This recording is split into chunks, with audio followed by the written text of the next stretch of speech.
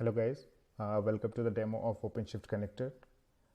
This is a Visual Studio Code extension where you can perform end-to-end developer experience using Red Hat OpenShift and vanilla Kubernetes clusters.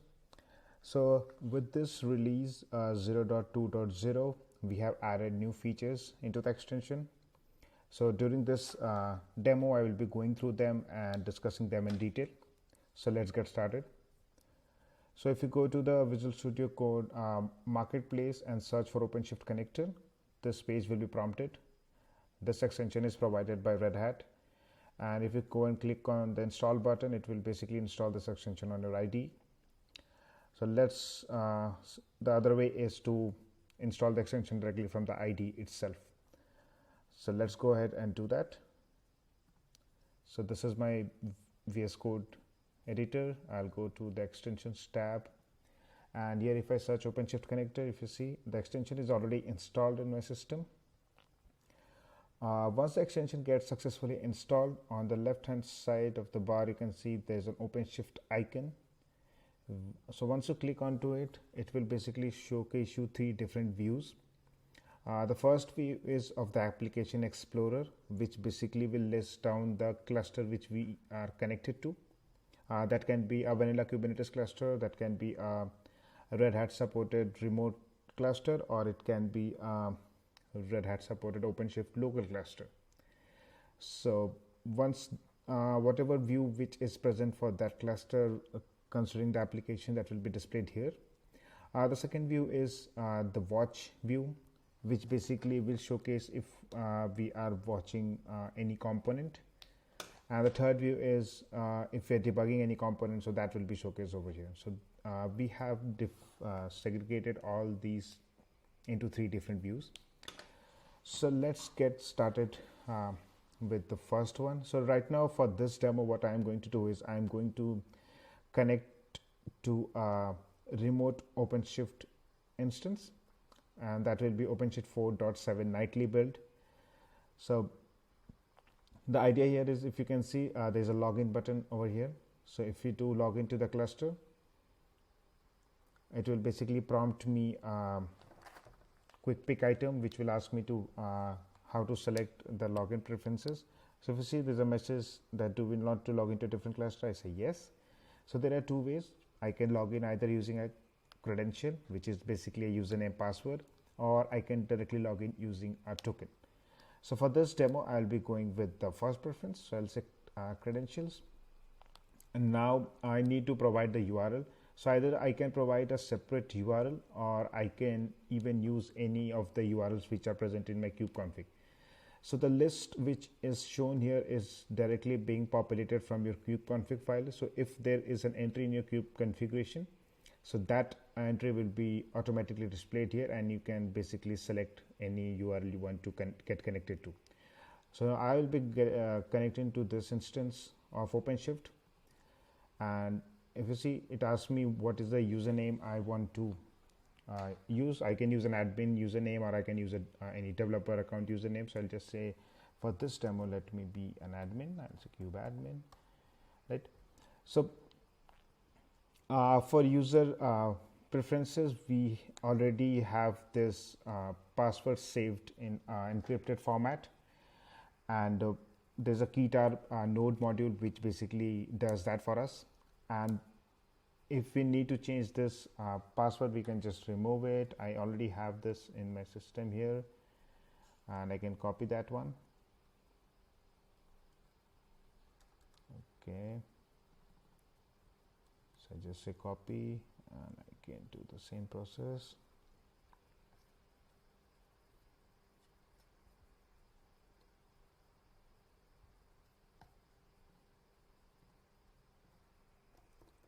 So once we just connect to that, so if you see, it will basically ask me that, okay, it is going to log into that cluster. So we'll wait for that process to get completed. So once the login action is happening, the extension prompts me whether I need to save this username password, so that when we do a new login next time, it will automatically populate the username and password field. So for now, I'll say yes. And if you see it, we have already successfully logged into this cluster. Once we have logged in, the application explorer will have the cluster information. Now if I go ahead and click onto this, there are different ways, or I would say different actions with what we can perform here.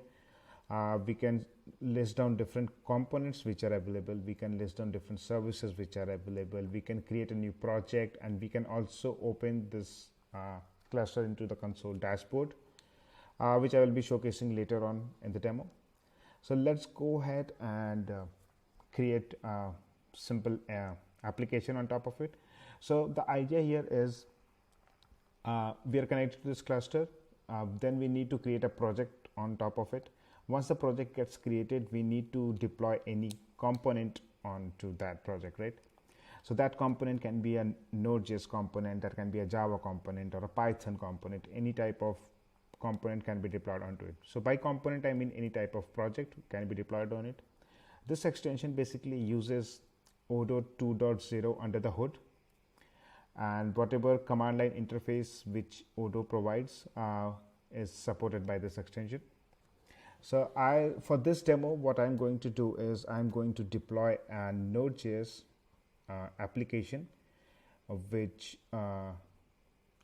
basically does UI using React and showcase one of the very fancy things right now, which I'll be disclosing later on the demo. But the idea is to deploy a Node.js application on top of OpenShift using this extension, right? So with the previous releases of this extension, we used to support deployment of the component using S2I images, which is source to image process. But from this release onwards, we have included the dev file support. So now components can be deployed on top of OpenShift using dev file. So that support is coming to developers using this extension. So let's get started with it. Okay, so if you go to the workspace folder, if you see, there is a project which is present. So this project is basically a React application which basically does a COVID-19 tracker application. You can see all the information about what are the number of cases, what are the active cases, or who are the infected cases based on different filters like country, region, and everything. This is a simple React application, and we are going to deploy this React application on top of this OpenShift cluster which we have connected to using dev file support. So let's go ahead and create a new project. So the project name, let's say demo, and the name will be React, and we say okay.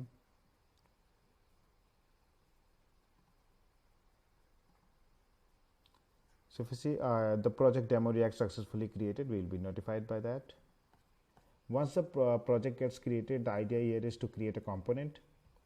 So once we start creating a component, we need to define an application inside which the component will reside. So we say create a new application, and let's name it app 123.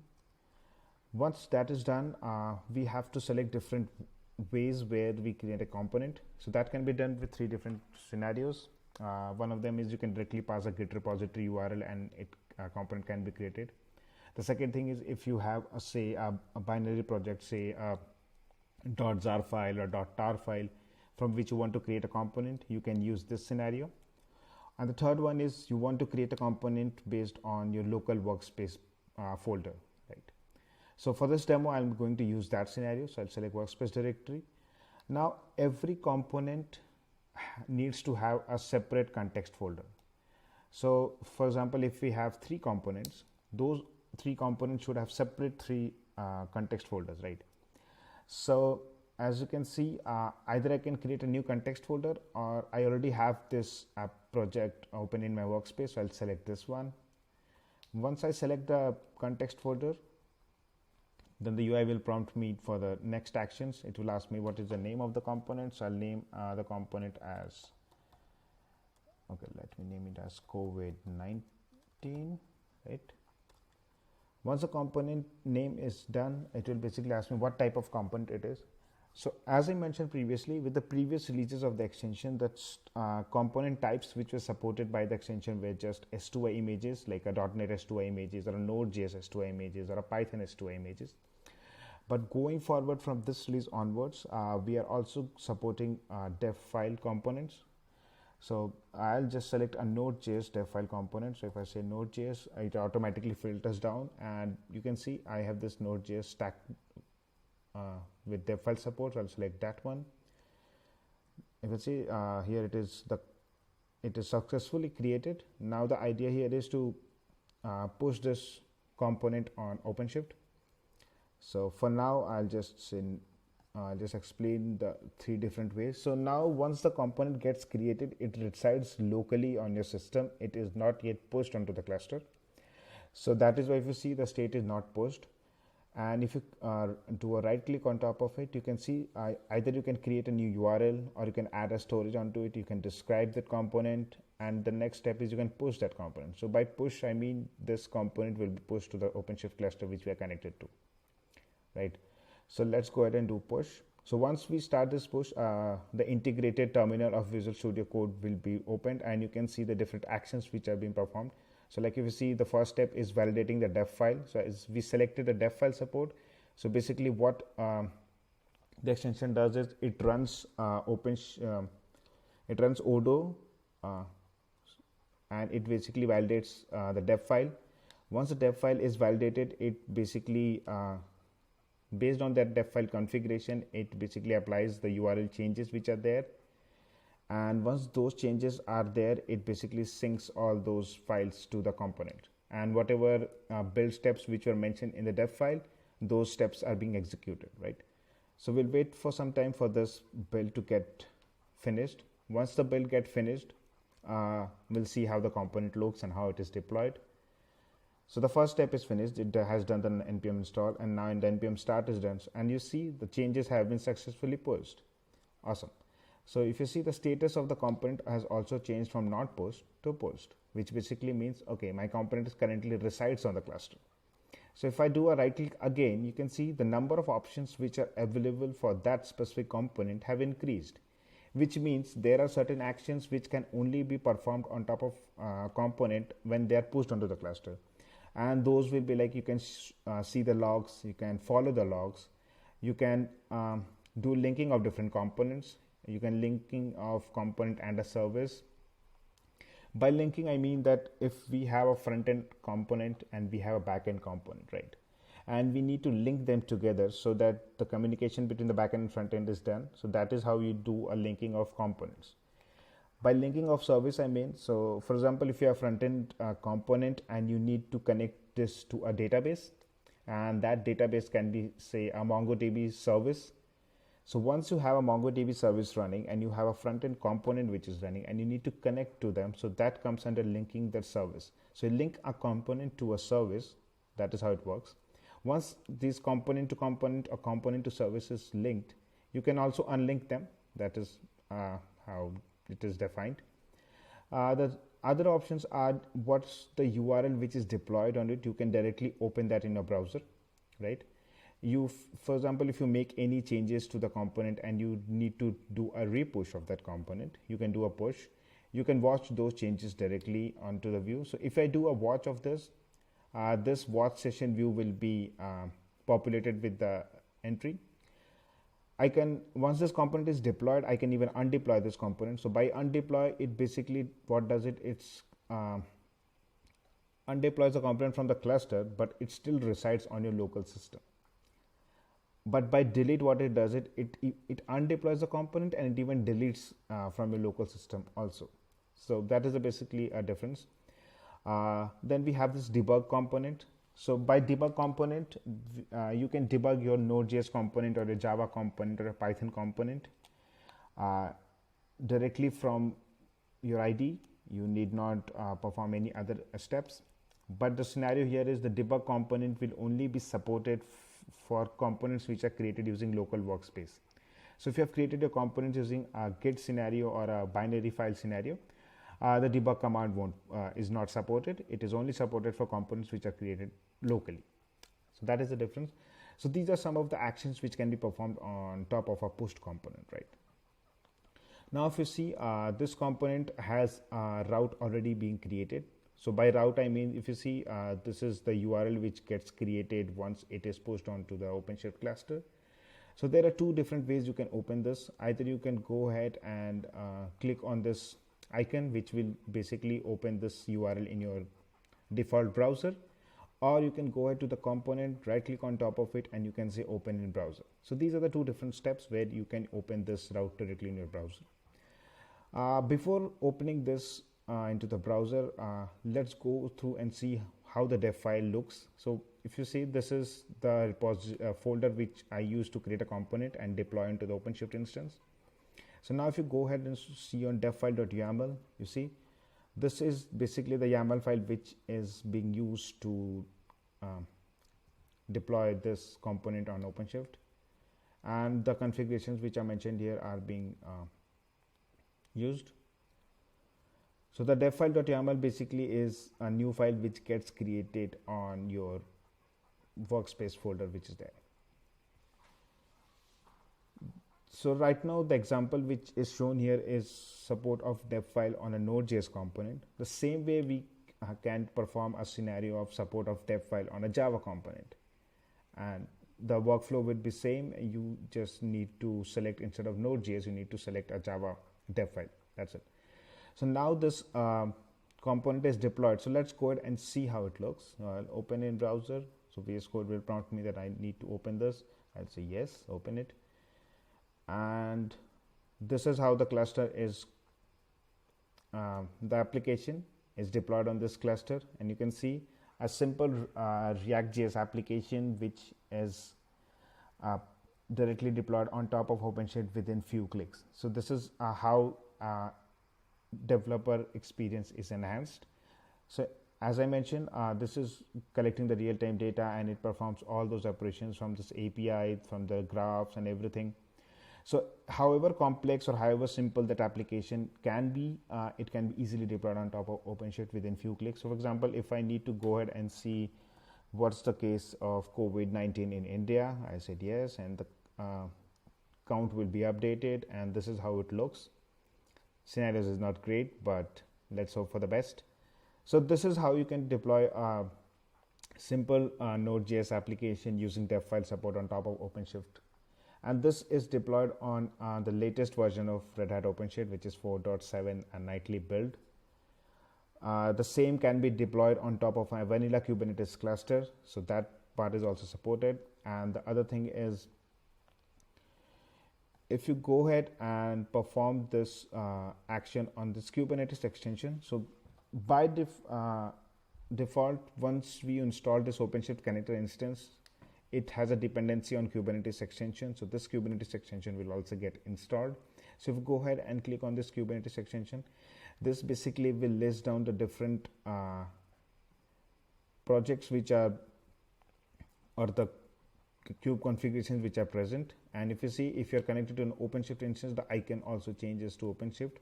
So we have performed certain or not performed, we should added some APIs on top of the Kubernetes extension, which basically differentiates between the Kubernetes cluster and an OpenShift cluster. So once we go ahead into that, and if you go to the project section, so this will basically list all the projects which are present in your cluster. So these are the different projects which are listed in my cluster. And if you see, this is the project which I am currently, which is active for me. So the star indicates that, okay, this is the current active project, and this is the cluster. So now if we want to perform any other information, like we need to see the number of the pods or the deployment states or the image streams or deployment configs, all those information can be shown based on the project and the component which is created. So if I go to this cluster and I say open in console dashboard, so I say open console dashboard, and it will open this. So this is basically going to open the OpenShift console. You can see you can directly perform all these operations from your IDE itself. You need not switch between your IDE and your browser to open it.